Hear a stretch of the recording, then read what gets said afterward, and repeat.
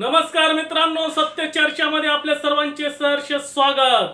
आमच्या या चॅनल मध्ये धार्मिक, सामाजिक, सांस्कृतिक अशा विविध विषयांवर चर्चा केली जात असते। त्याचबरोबर आमच्या चॅनलचा महत्त्वाचा विषय म्हणजे गुन्हेगारी। गुन्हेगारीच्या दुनियेमधील विविध गुन्ह्यांची माहिती आपल्या समोर उघडकीस आणत आहोत। तर मग आमच्या या चॅनलला आजच सबस्क्राइब करा। आजची स्टोरी उच्च शिक्षित प्राध्यापकालाच कोटी रुपयाचा गंडा। 1,05,23,341 रुपयाचा या प्राध्यापिकेला ऑनलाइन गंडा घालण्यात आलेला आहे। विशेष म्हणजे ही प्राध्यापिका ऑनलाइन अवेअरनेस सायबर क्राइम या विषयावर ती धडे देत असते। तर विचार करा मित्रांनो, आपण ऑनलाइनच्या किती नादाला लागायचं। ऑनलाइन मधून अनेकांना गंडे घालत आलेले लोक आपण बघत आलो आहोत। काही अंशी ते पकडले देखील जातात, परंतु 90% आजपर्यंत सापडलेले नाही।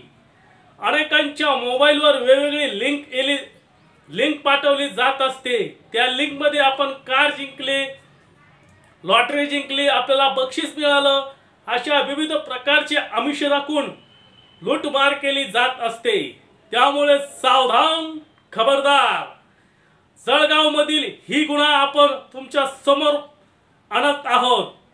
जळगावामध्ये सायबर जागृतीचे धडे देणाऱ्या प्राध्यापिकेलाच 1,05,23,341 रुपयांचा गंडा।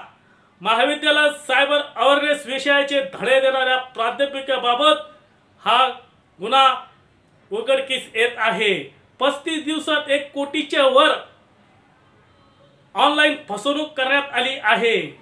या प्राध्यापिकेने आपले आई वडील, सासू सासरे, नंद यांचे दागिने विकून 67 लाख रुपये या ऑनलाइन ट्रेडिंग मध्ये खर्च केले आहे।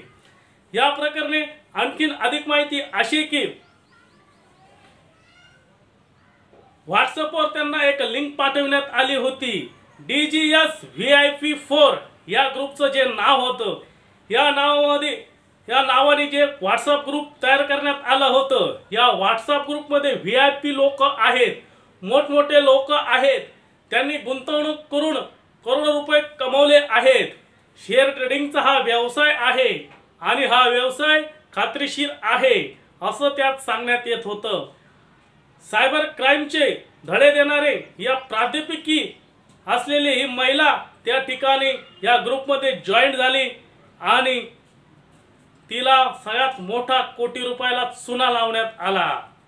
ही महिला जळगाव येथील रिंग रोड येथील दर्यानगर येथे राहणार ही महिला आहे। सोनल भीमराव उपलवार असं नाव असलेली ही प्राध्यापिका असून फक्त 23 ते 24 दिवसांमध्ये 35 दिवसांमध्ये तिला 1,05,23,000 रुपयाचा चुना लावण्यात आलेला आहे।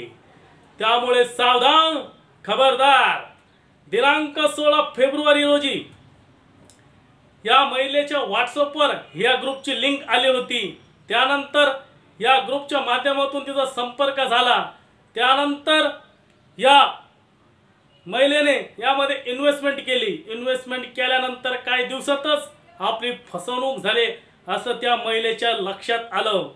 व्हॉट्सअपवर मेसेज करणारे 3 व्यक्ती आणि त्यानंतर या ग्रुपवर जॉईन झाल्यानंतर टेलिग्रामवर 2 व्यक्ती, असे 5 व्यक्तींनी या महिलेशी संपर्क साधून तिला ऑनलाइन गुंतवणूक करण्यास भाग पडलं।